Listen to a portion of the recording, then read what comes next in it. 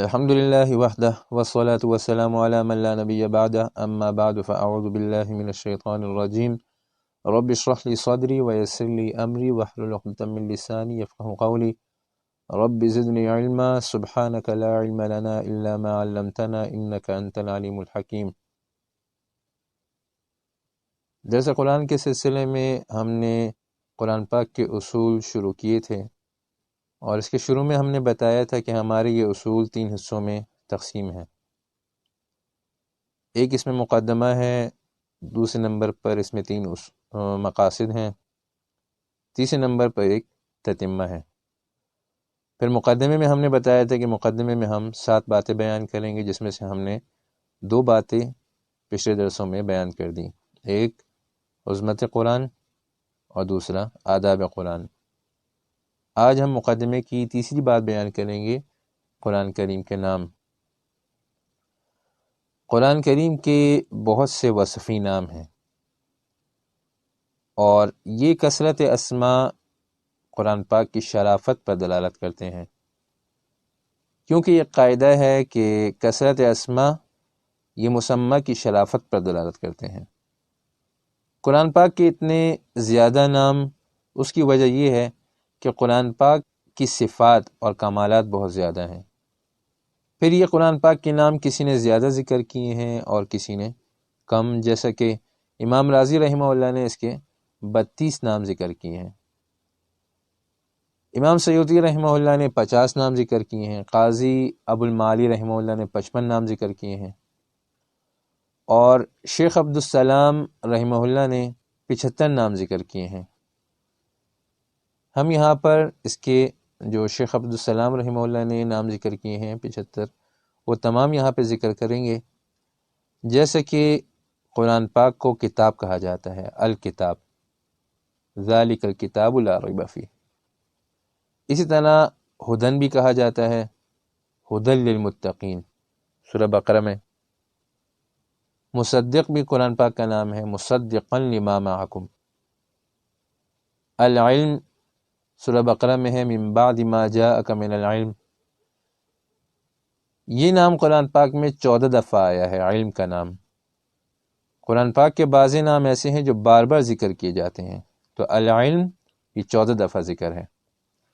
اسی طرح العروۃ الوثقی بھی اسے کہتے ہیں، سورہ بقرہ میں ہے، فقد استمسک بالعروۃ الوثقی۔ تو یہاں عروۃ الوثقی مضبوط کنڈے سے کا مطلب ہے، قرآن پاک مراد ہے اس سے۔ الحق بھی اسے کہا جاتا ہے، سورہ آل عمران میں ذکر ہے، ان ھذا لہو القصص الحق۔ یہ نام 63 دفعہ آیا ہے، 63۔ حبل اللہ اسے کہا جاتا ہے، حبل اللہ اللہ کی رسی۔ آل عمران میں نعمت اللہ ذکر ہے، اللہ کی نعمت، قرآن پاک کو نعمت اللہ بھی کہا جاتا ہے۔ بیان کہا گیا ہے قرآن پاک میں، ھذا بیان للناس۔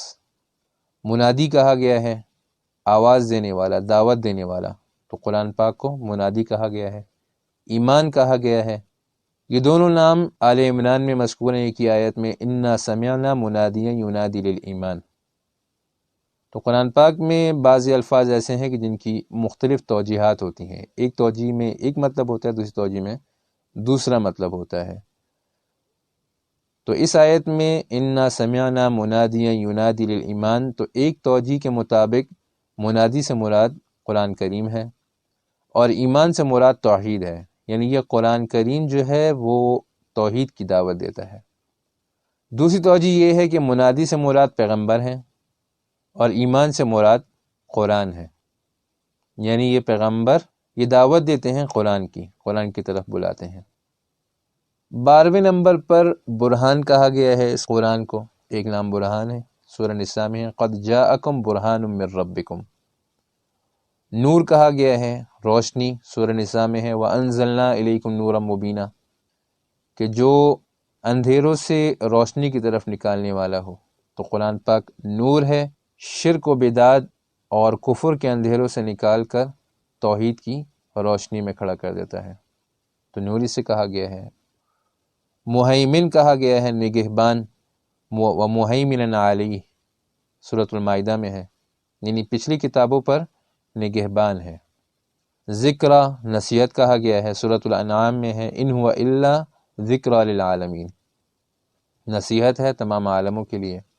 مفصل کہا گیا ہے، تمام باتیں اس میں تفصیل کے ساتھ بیان کی گئی ہیں، اس کی آیات جو ہیں وہ تفصیل سے بیان کی گئی ہیں۔ منزل کہا گیا ہے کہ اللہ تعالیٰ کی طرف سے نازل شدہ، نازل کیا گیا سورۃ الانعام میں۔ کلمہ اس کو کہا گیا ہے، صدق اس کو کہا گیا ہے، عدل کہا گیا ہے، اور ایک ہی آیت میں یہ تمام جمع ہے۔ سورۃ الانعام میں یہ تمام نام ہیں۔ وَتَمَّتْ كَلِمَةُ رَبِّكَ صِدْقًا وَعَدْلًا، تو کلمہ بھی ہے، صدق بھی ہے، عدل بھی ہے۔ اسی طرح کلمات بھی کہا گیا ہے سورۃ الانعام میں، لا مبدل لکلماتی، الحجۃ البالغہ، واضح دلیل۔ صراط مستقیم کہا گیا ہے، سیدھا راستہ، ان ھذا صراطی مستقیما۔ سبیل اللہ کہا گیا ہے سورۃ الانعام میں، فتفرق بکم عن سبیلی، تو یہ نام سورۃ الانعام میں ذکر ہیں۔ اسی طرح بینہ کہا گیا ہے، دلیل۔ رحمت اسے کہا گیا ہے، کلام اللہ کہا گیا ہے سورۃ التوبہ میں، حتی یسمع کلام اللہ، موعظہ، نصیحت۔ اسی طرح 29 نمبر پر شفا اسے کہا گیا ہے، سورۃ یونس میں شفا کا ذکر ہے۔ فضل اللہ، اللہ تعالیٰ کی مہربانی، اللہ تعالیٰ کی فضیلت، سورۃ یونس میں ہے، قل بفضل اللہ وبرحمتہ فبذلک فلیفرحوا۔ تو اس میں ایک توجیہ کے مطابق فضل سے مراد قرآن کریم ہے۔ اسی طرح مبین اسے کہا گیا ہے، مبین یعنی وضاحت کرنے والی کتاب۔ پھر یہ دونوں معنی میں استعمال ہوتا ہے، یہ لفظ لازم میں بھی استعمال ہوتا ہے، متعدی میں بھی، یعنی لازم واضح اور متعدی واضح کرنے والا، تو دونوں معنوں میں استعمال ہوا ہے۔ قرآن بھی اس کا ایک نام ہے، عربی اس کا ایک نام ہے۔ قصص سورۃ یوسف میں ذکر ہے۔ حکم اسے کہا گیا ہے، سورۃ الرعد میں ہے، وَكَذَلِكَ أَنزَلْنَاهُ حُكْمًا عَرَبِيًّا، تو حکم بھی ہے اور عربی، یہ دونوں نام ہیں۔ بلاغ اسے کہا گیا ہے سورۃ الابراہیم میں، هَذَا بَلَاغٌ لِلنَّاسِ، یہ تبلیغ ہے، یہ پیغام ہے، پہنچایا گیا لوگوں کے لیے، تو بلاغ بھی اسے کہا گیا ہے۔ العظیم والقرآن العظیم، سورۃ الحجر میں اسے کہا گیا ہے۔ تبیان، سورۃ النحل میں، تبیانا لکل شیء۔ اسی طرح بشرا کہا گیا ہے، بشارت، خوشی کی بات، ہدی و بشرا للمؤمنین، سورۃ النحل میں ہے۔ قیم اسے کہا گیا ہے سورۃ الکہف میں، قیما لینذر بأسا شدیدا۔ الحدیث کہا گیا ہے سورۃ الکہف میں، ان لم یؤمنوا بہذا الحدیث اسفا، تو الحدیث کہا گیا ہے۔ اسی طرح وحش کہا گیا ہے، الانبیاء، سورۃ الانبیاء میں، انما انذرکم بالوحی۔ ذکر کہا گیا ہے، وہذا ذکر مبارک، مبارک کہا گیا ہے اسی ایک آیت میں، یہ دونوں نام ذکر ہیں، وہذا ذکر مبارک۔ زبور کہا گیا ہے قرآن پاک کو، الانبیاء، سورۃ الانبیاء میں، وَلَقَدْ كَتَبْنَا فِي الزَّبُورِ مِن بَعْدِ الذِّكْرِ، تو یہاں زبور سے مراد قرآن پاک ہے۔ سعید ابن جبیر رحمہ اللہ فرماتے ہیں کہ زبور سے مراد قرآن کریم ہے، اور الذکر سے مراد تورات اور انجیل ہے۔ سورۃ القصص میں اسے قول کہا گیا ہے۔ سورۃ الفرقان میں فرقان کہا گیا ہے، تبارک الذی نزل الفرقان علی عبدہ، فرقان کہتے ہیں حق اور باطل کو جدا کر دینے والی، تو قرآن پاک جو ہے وہ حق اور باطل کو جدا کر دینے والی کتاب ہے۔ آیات بینات اس سے کہا گیا ہے سورۃ العنکبوت میں، بل ہوا آیات بینات۔ اسی طرح حکیم کہا گیا ہے، تلک آیات الکتاب الحکیم، تو حکیم اس کا ایک نام ہے۔ تنزیل اس کا ایک نام ہے، سورۃ الشعراء میں، وَإِنَّهُ لَتَنزِيلُ رَبِّ الْعَالَمِينَ، یہاں مصدر مفعول کے معنی میں ہے، یعنی نازل کی گئی کتاب، رب العالمین کی طرف سے نازل شدہ کتاب۔ احسن الحدیث سے کہا گیا ہے، بہترین بات۔ کتابا متشابہا مثانی، تو یہ تین نام ہیں، کتاب ہے، متشابہ ہے، مثانی ہے۔ سورۃ الزمر میں ایک ہی آیت میں اس کو ذکر کیا گیا ہے، اللہ نزل احسن الحدیث کتابا متشابہا مثانی۔ بشیر سے کہا گیا ہے، بشارت دینے والی کتاب۔ نذیر سے کہا گیا ہے، ڈرانے والی کتاب۔ بشیرا و نذیرا۔ عزیز اسے کہا گیا ہے غالب، عزت مند کتاب، وَإِنَّهُ لَكِتَابٌ عزیز۔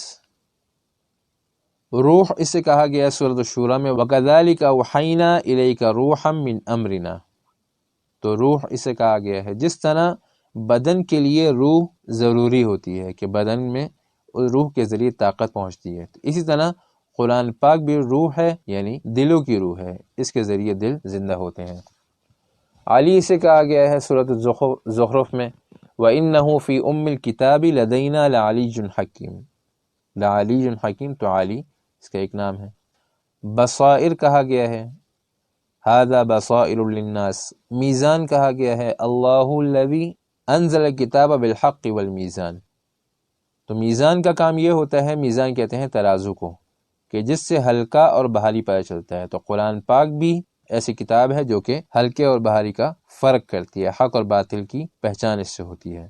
النجوم اس کا ایک نام ہے، سورۃ الواقعہ میں ہے فلا اقسم بمواقع النجوم۔ تو ایک توجیہ کے مطابق نجوم سے مراد قرآن پاک ہے۔ سورۃ الواقعہ میں ہی اسے کریم کہا گیا ہے انہ لقرآن کریم۔ النجم اسے کہا گیا ہے والنجم اذا ہوا، سورۃ النجم میں۔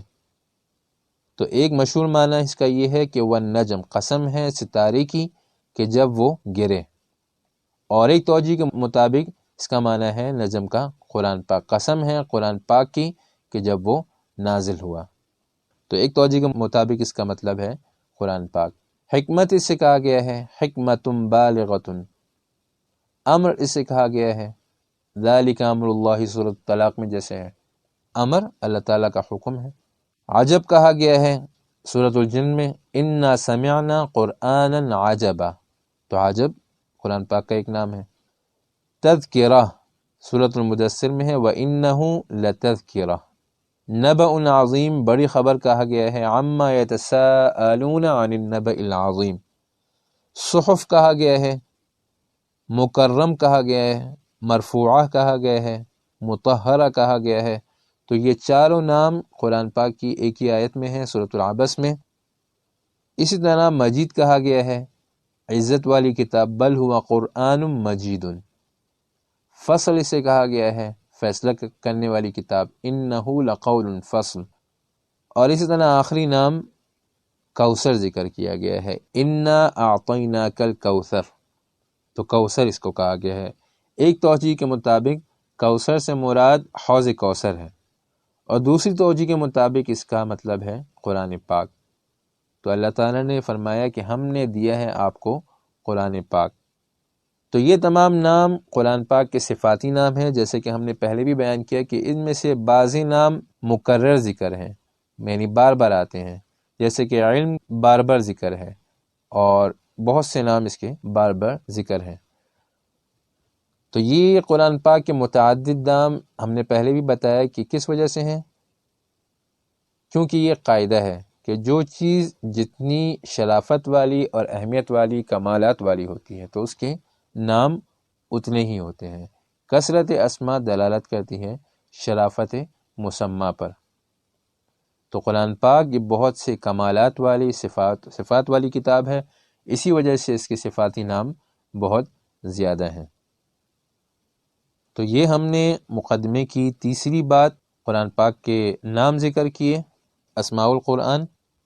اگلے درس میں انشاءاللہ ہم مقدمے کی چوتھی بات قرآن کریم کی تعریف بیان کریں گے۔ آج کا درس یہیں تک، وآخر دعوانا ان الحمد للہ رب العالمین۔